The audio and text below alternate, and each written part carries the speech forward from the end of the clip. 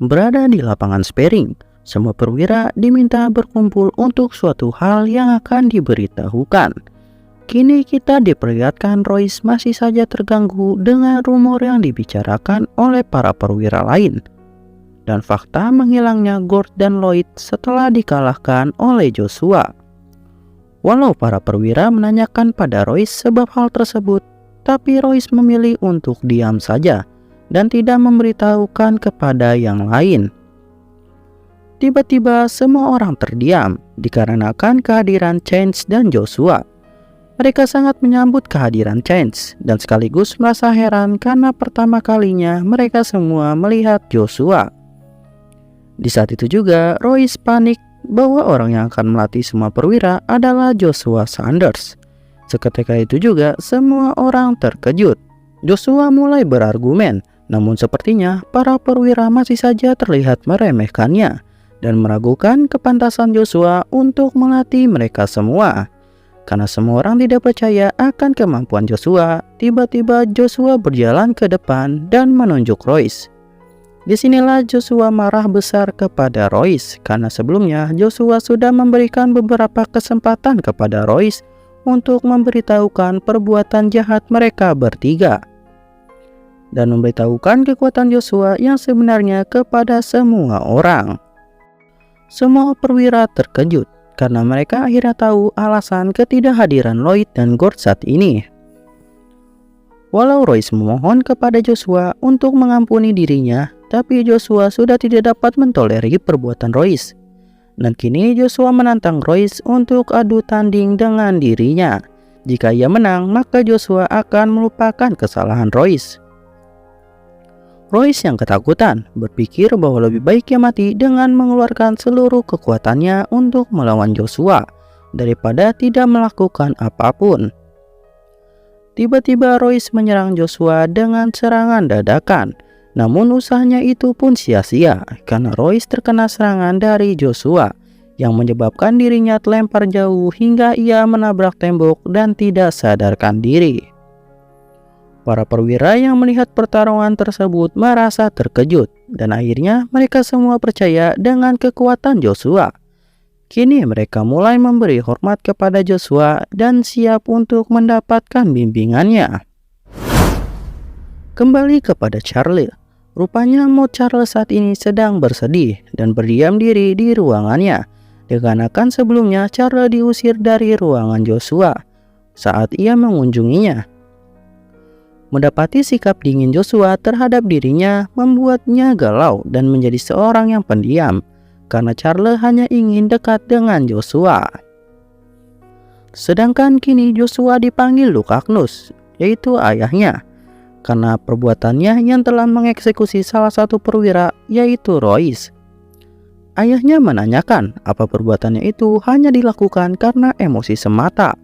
Tapi Joshua menjawab kalau dia tidak melakukannya karena emosi, tapi karena perbuatan perwira tersebut yang keterlaluan karena ingin menyakiti ibunya. Lukagnus pun setuju dengan pemikiran Joshua, bahkan kalau dia mendengarnya sendiri, maka dirinya pun akan langsung menghabisi para perwira tersebut. Dari sini kita bisa melihat kepedulian Lukagnus terhadap Lucia, ibu dari MC Joshua. Setelah perbincangan mereka, Lukagnus bersiap pergi dengan Joshua untuk evaluasi mana magic di Kekaisaran. Masih di wilayah Lukagnus, salah satu pemimpin Ordo Knights, yaitu Imperial Knights yang bernama Armstrong, sedang menunggu kedatangan Joshua dengan ayahnya. Melihat Armstrong yang antusias menunggu Joshua, membuat Clifton agak kesal dan mulai adu argumen dengannya. Namun perdebatan itu terhenti setelah Lukagnus tiba. Akhirnya pihak Kekaisaran pun telah tiba. Namun anehnya, kenapa banyak pasukan yang mendampingi kereta tersebut? Rupanya yang sedang didampingi merupakan pangeran keempat dari Kekaisaran yang bernama Kaisar von Briton. Akhirnya di sini kita bisa melihat orang yang sangat dibenci oleh Joshua, yaitu Kaisar von Briton, yaitu orang yang mengkhianatinya dan menyebabkan Joshua terbunuh. Di Imperial Knights ada seorang Knights bernama Joker yang berstatus sebagai pemimpin pasukan pertama. Melalui utusan, Darkness Vanessa meminta Joker untuk menyingkirkan Joshua dan melukainya supaya Joshua tidak dapat bertarung lagi. Melihat Kaisar kembali membuat Joshua sangat kesal dan dipenuhi amarah, dan Joshua juga tidak memperhatikan hormatnya kepada Kaisar sang pangeran keempat. Hal tersebut yang membuat Knights langsung ingin melawan Joshua yang dipimpin oleh Valmont, wakil ketua Ordo ke-9. Namun seketika itu juga Armstrong bersiaga untuk melindungi Joshua karena ia berpikir bahwa Joshua adalah bagian dari Duke Agnus. Perselisihan hampir saja terjadi, namun berkat Duke Agnus yang menghentikannya membuat Vermont takut terhadap kekuatan Duke Agnus. Kaisar tidak keberatan atas tindakan kurang sopan dari Joshua, namun ia juga ingin melihat kemampuan Joshua dalam melawan Imperial Knights. Sedangkan Joker yang tidak setuju meminta kepada pangeran, yaitu Kaisar, agar dirinya yang akan menjadi lawan tanding dari Joshua. Singkatnya, Kaisar menyetujui hal itu agar Joker bertanding dengan Joshua agar dapat menilai kemampuan mereka. Kini semua orang berada di aula untuk melihat pertandingan Joshua melawan Joker. Joker terkejut karena Joshua memakai tongkat besi untuk melawannya. Joker mulai meremehkan Joshua dan mulai membacot, namun perkataannya disela oleh Joshua. Kini pertandingan pun dimulai. Joker yang masih saja berbincang terkejut akan serangan dadakan dari Joshua. Walau Joker bisa menangkis serangannya, akan tetapi dia kewalahan karena kekuatan Joshua yang sangat kuat. Tapi itu baru awalnya saja, karena mereka saling balas serangan yang membuat pertarungan sangat sengit. Semua orang terkejut karena Joshua bisa menyaingi Knights Rank B tanpa terkena serangan sekalipun. Dan di sisi lain, tampaknya Joker sudah mulai merasakan perbandingan kekuatan dengan Joshua. Mereka saat ini sama-sama imbang. Kini Joker mulai serius melawan Joshua. Untuk pertama kalinya, Joker melancarkan serangan dan mulai melukai Joshua. Armstrong ingin mengambil tindakan, namun Duke Agnus menyuruhnya untuk bersabar dan diam. Joshua yang semakin tersudut hanya bisa untuk bertahan, sementara Joker menyerangnya habis-habisan. Disinilah adu kekuatan Joshua dengan Joker yang mengakibatkan ledakan yang cukup besar di arena. Tiba-tiba Joker terdorong keluar dari arena dan mendapati tongkat besi yang Joshua sedang pakai kini berubah menjadi sebuah tombak. Tepat sebelumnya, di saat Joker ingin menyerang Joshua dengan pedangnya, Joshua tahu bahwa ia akan kalah jika ia terus bertahan. Di kesempatan itulah Joshua akhirnya memanggil Lugia, dan berkat Lugia, Joshua sekarang masih dapat bertahan. Semua orang khususnya Krypton sangat terkejut karena tombak besi yang dimiliki oleh Joshua merupakan sebuah artefak langka di Kekaisaran. Di saat itu juga, Kaisar menyuruh Valmont untuk memberhentikan ujian tersebut, karena Joshua sudah menunjukkan kekuatannya yang layak untuk mendapatkan ranknya, dan membuat Kaisar sangat senang atas pertarungan tersebut. Tiba-tiba Valmont mengacungkan senjatanya kepada Joshua dan mengumumkan kepada semua orang yang hadir bahwa Joshua, putra kedua dari Duke Agnus, lulus dan menjadi seorang Knights Rank C. Duke Agnus bangga dengan Joshua dan mengkhawatirkan keadaannya. Di sini Joshua merasa bahwa ayahnya yang dulu tidak pernah menganggapnya sama sekali, sekarang pun mulai berubah. Kini pertandingan selesai dan Joshua sekarang merupakan anak termuda di Kekaisaran yang membangkitkan mananya dalam usia 9 tahun. Berada di ruang konferensi, semua orang penting di kediaman Duke Agnus berkumpul, termasuk Duke Agnus tersendiri. Mereka membahas tentang keadaan darurat dan kembalinya para Knights yang menjaga hutan kreatur, atau kita sebut saja sebagai hutan Flores, hutan Black Flores. Hal itu menandakan bahwa para monster mulai aktif di sekitar hutan dan kondisi yang semakin berbahaya. Ditambah lagi terdapat informasi bahwa kawanan Black Orge muncul di dalam hutan tersebut. Black Orge adalah makhluk terkuat di hutan kreatur Black Flores. Mereka adalah troll yang sangat kuat dengan kekuatan yang besar. Dan yang mampu melawan mereka hanyalah para stake keempat ataupun high rank B atau yang sudah mempunyai kekuatan aura. Mendengar hal tersebut, semuanya menjadi panik bahwa mereka akan memasuki kondisi yang cukup berbahaya.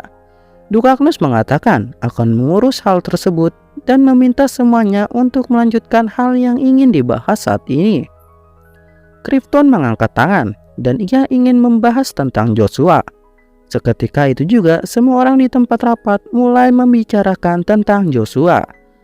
Krypton mengatakan bahwa tidak logis bagi Joshua, orang yang tidak dianggap selama ini, bisa sekuat sekarang, dan mustahil jika hanya dengan bakat saja dapat membuatnya sekuat itu.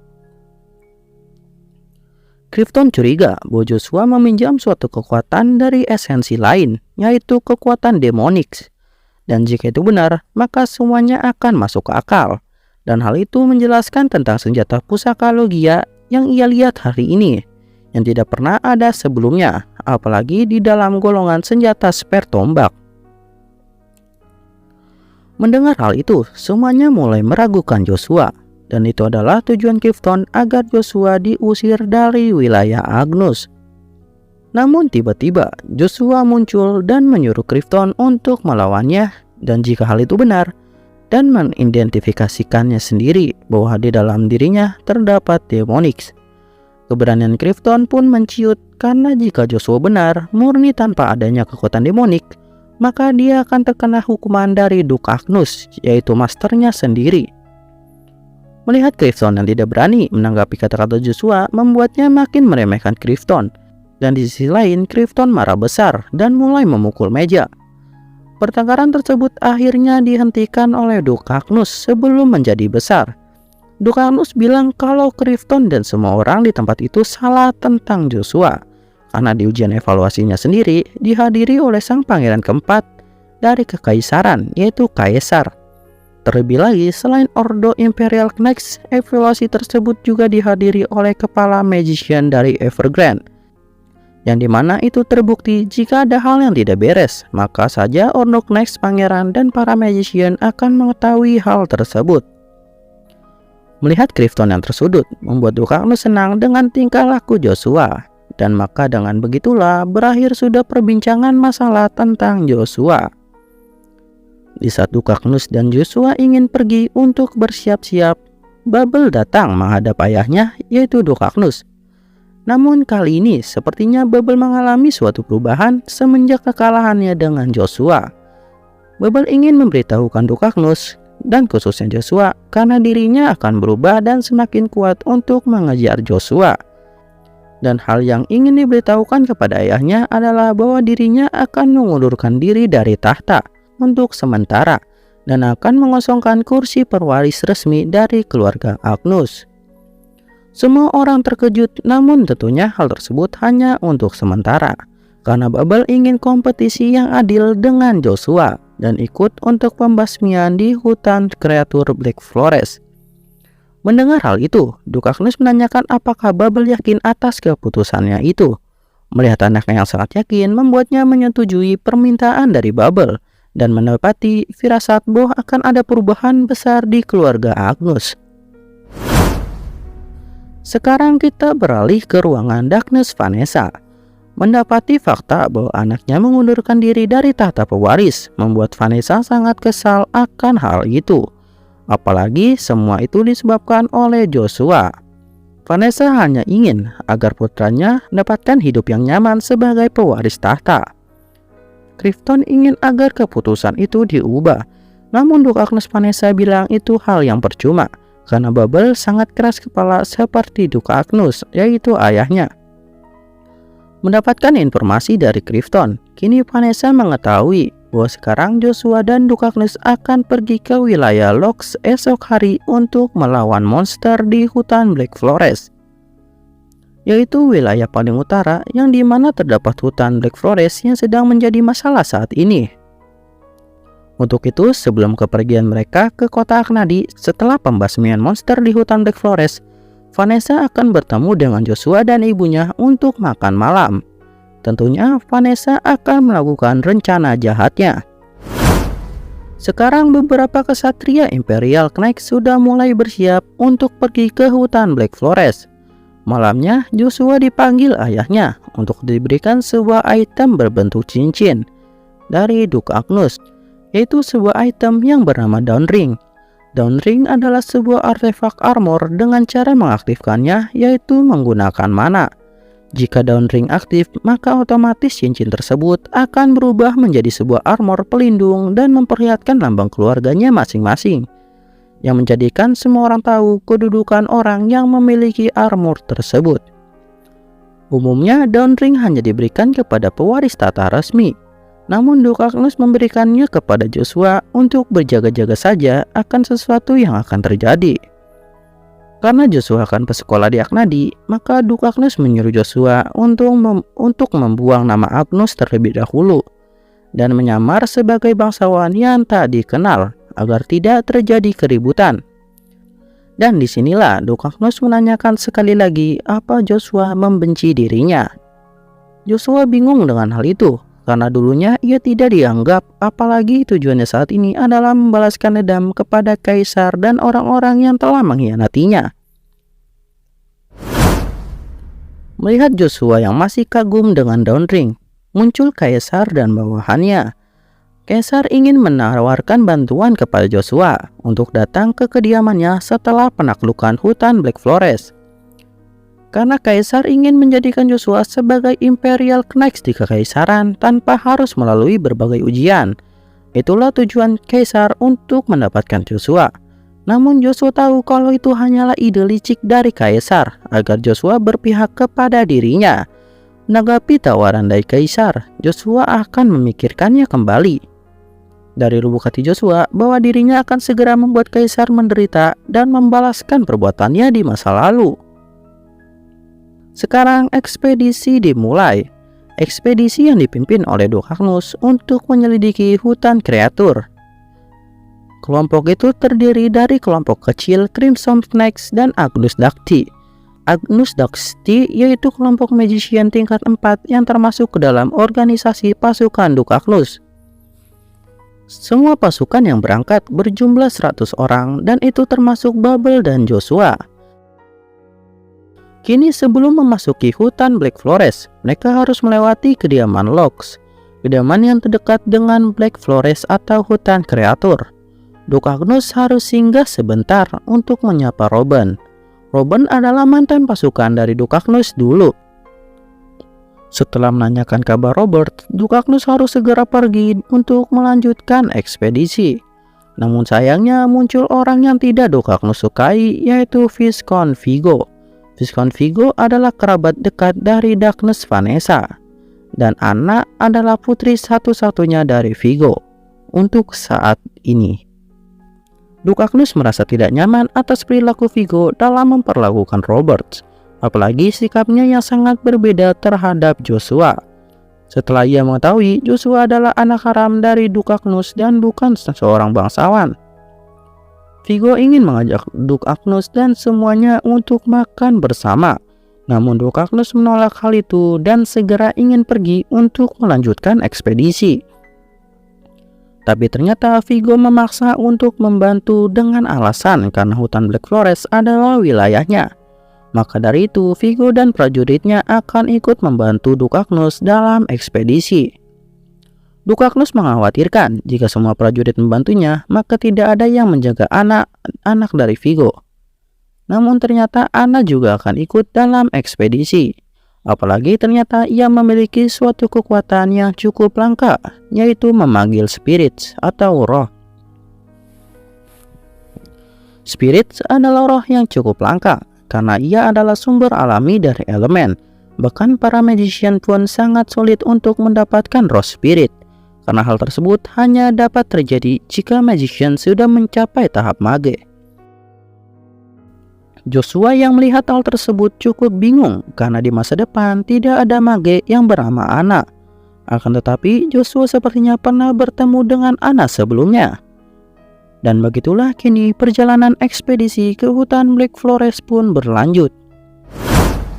Ternyata informasi tentang pertarungan Joshua dengan Joker sudah sampai ke kekaisaran.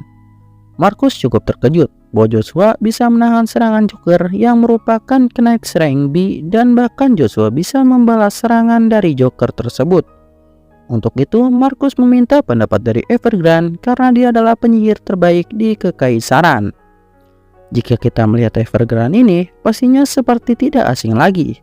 Ya, karena dia adalah salah satu target balas dendam dari Joshua, seperti yang kalian lihat di part pertama atau video sebelumnya.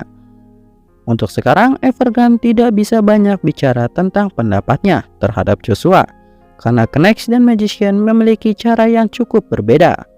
Namun Markus tetap ingin mendapatkan pendapat dari Evergrande. Untuk itu, ia memberitahu bahwa Joshua itu adalah anak yang agak berbeda. Saat ini Joshua mungkin tidak dapat mengalahkannya. Namun jika itu adalah 10 tahun ke depan, mungkin saja ia dapat mengalahkan dirinya. Mendengar jawaban tersebut membuat Markus semakin menantikan perkembangan Joshua dan akan menemuinya secara langsung. Sebelum itu, Markus memanggil Shadow, yaitu pelayannya, agar dapat mengawasi Kaisar agar tetap di istana. Namun ternyata anaknya itu sedang membuat rencana untuk merekrut Joshua ke dalam Imperial Knax dengan cara membuatkannya surat rekomendasi. Mendengar hal itu membuat Markus tidak jadi untuk menemui Joshua dan melihat apa yang akan terjadi. Markus memikirkan sesuatu dan mungkin saja cocok dengan itu. Maksud dari ucapan Markus ini masih menjadi misteri dari tujuan Markus. Tibalah Dukagnus dan pasukannya di dekat hutan Black Forest. Dukagnus sedang berbincang dengan pasukan utamanya. Tiba-tiba datang Vigo yang menanyakan kenapa mereka semua berkemah dekat hutan, sedangkan sedikit lagi mereka sampai ke dalam Black Forest. Rupanya Vigo tidak tahu apapun. Dukagnus menerangkannya bahwa akan terjadi Blood Moon saat ini, dan juga hari akan segera malam. Maka dari itu tidak bagus untuk masuk lebih dalam ke hutan, karena para monster akan segera aktif keluar, dan terutama karena adanya Blood Moon. Karena monsternya akan semakin berlipat ganda dan akan semakin ganas. Jika saja monster itu keluar dari hutan, maka hal tersebut dapat mengancam penduduk sekitar. Vigo pun menguji Dukagnus, dan Dukagnus menyuruh mereka agar tetap waspada di posnya masing-masing, termasuk Joshua dan Bubble. Sekarang Joshua sedang mengumpulkan persediaan kayu bakar bersama salah satu Crimson Snake, yaitu Chance. Joshua menyuruhnya untuk pergi duluan, karena Joshua berencana untuk pergi ke hutan seorang diri. Joshua memanfaatkan kesempatan ini untuk masuk ke hutan lebih dalam, dan rupanya aksi Joshua terlihat oleh Vigo. Batu Genesis. Batu Genesis adalah item yang saat ini dicari oleh Joshua. Batu Genesis tersebut memiliki kekuatan yang sangat dahsyat, karena dapat memperkuat magic pengguna, menaikkan tingkat kekuatan, dan memiliki kekuatan menciptakan. Para magician kuno dahulu menamakan batu tersebut sebagai Batu Genesis karena memiliki kekuatan elemen, dan di dunia saat ini dalam masa depan Joshua baru terlihat 5 elemen saja, yaitu api, air, angin, petir, dan es. Joshua ingat bahwa dulu saat ia di masa depan terdapat satu Batu Genesis di dalam hutan Black Forest.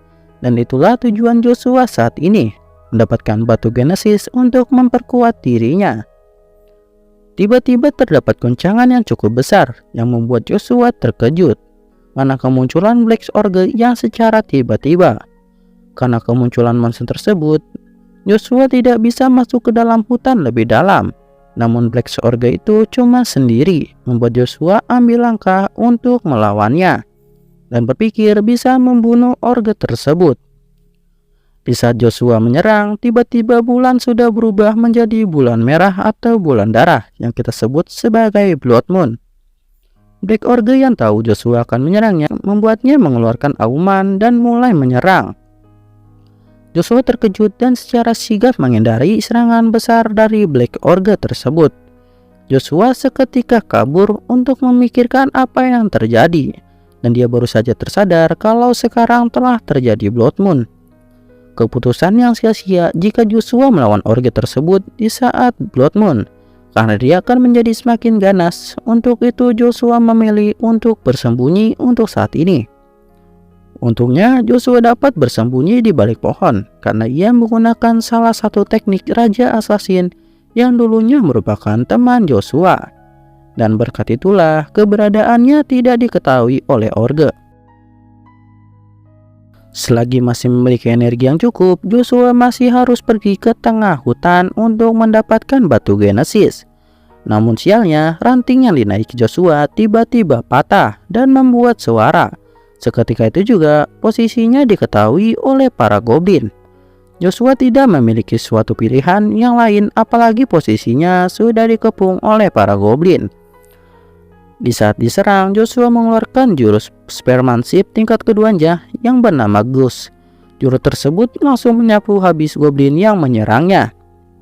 Seketika itu juga Joshua merasa kelelahan karena Joshua menggunakan banyak mana untuk menggunakan jurus keduanya itu.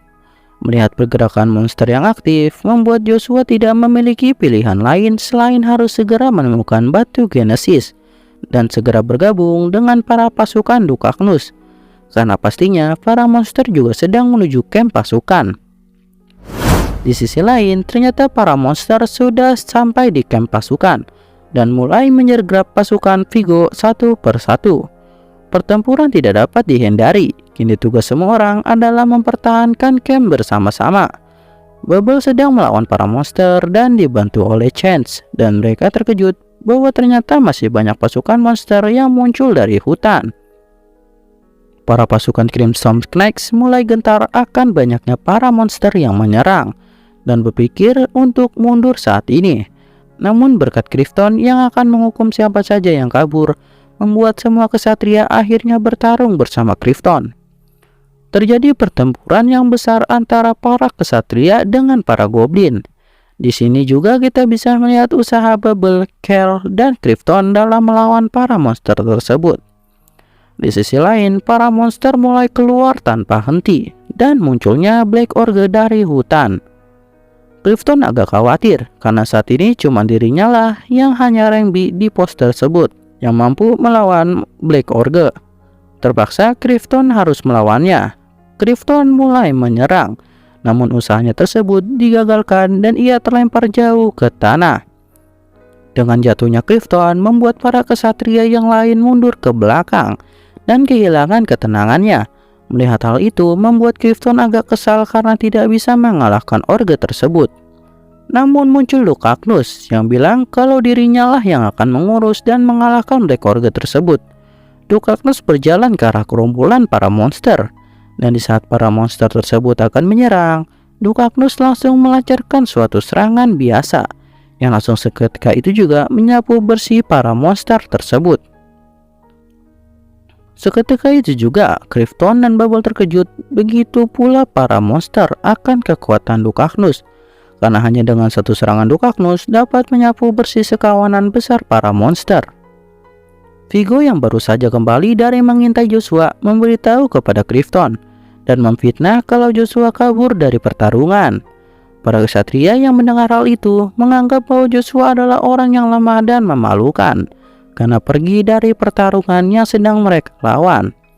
Melihat para kesatria yang sibuk membicarakan hal yang tidak benar tentang Joshua, membuat Dukaknus kesal dan berteriak kalau pertarungan belumlah selesai. Atas hal tersebut membuat para kesatria melanjutkan pertarungannya kembali, yaitu melawan para monster, dan sekarang dipimpin oleh Bubble. Berhasil membuat goblin mundur, tiba-tiba muncullah sekawanan Black Orge yang mulai melawan para kesatria. Dengan adanya Black Orge membuat para goblin semakin ganas untuk menyerang.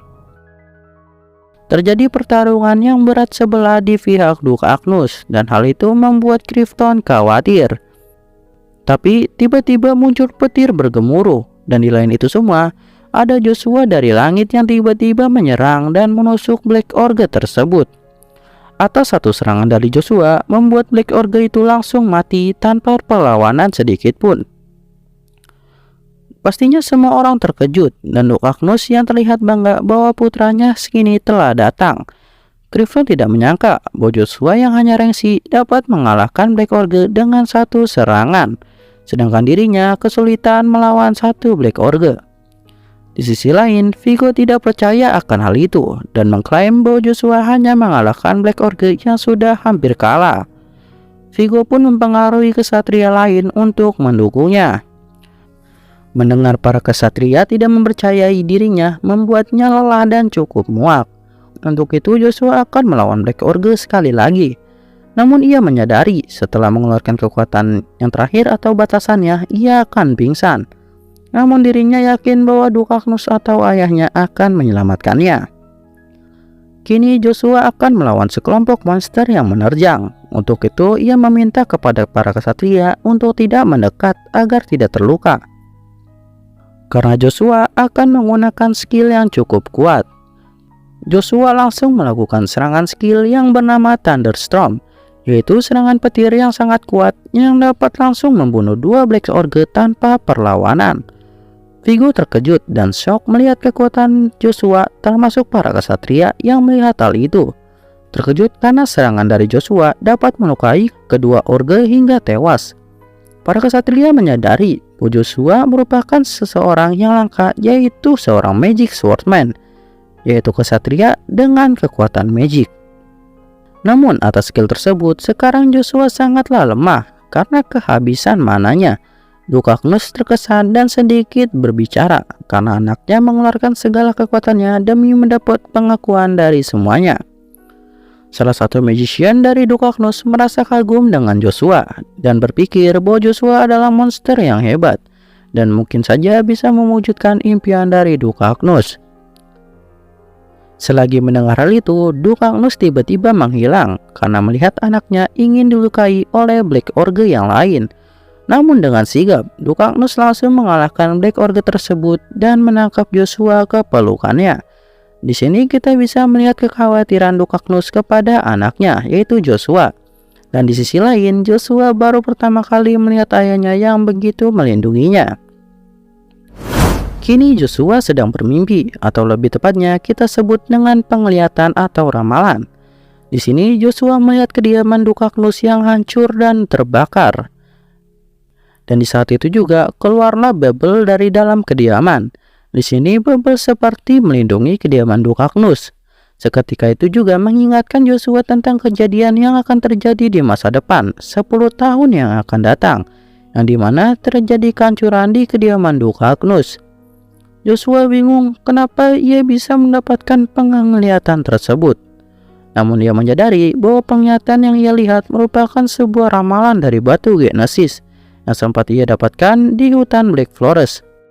Batu Genesis tersebut berelemen petir yang bernama Bronto. Bronto memiliki sebuah kekuatan ramalan dan juga elemen petir yang sangat kuat yang sempat kita lihat sebelumnya. Terkejut akan hal yang baru saja terjadi, Joshua baru saja menyadari ada yang menyerang Bubble secara tiba-tiba. Dan orang tersebut adalah Anna Belgrace yang juga sempat kita lihat sebelumnya.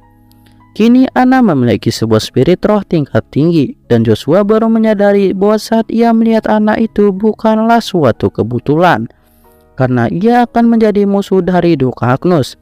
Dan jika dirinya ada di tempat itu, berarti master dari Anna akan ikut muncul, yang Joshua panggil sebagai orang itu. Joshua yang hanya bisa melihat namun tidak dapat mendengarkan percakapan antara Bubble dan Anna membuatnya memutuskan untuk mencoba mendekat. Apalagi muncul sosok misterius yang sangat mencurigakan.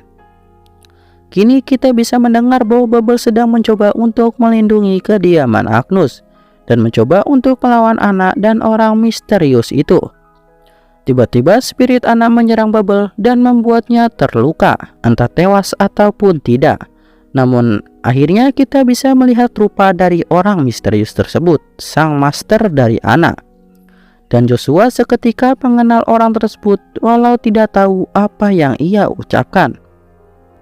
Namun sambil mengucapkan nama tersebut, tiba-tiba Joshua kembali sadar dan Joshua menyadari namanya adalah Gracia Belgrace.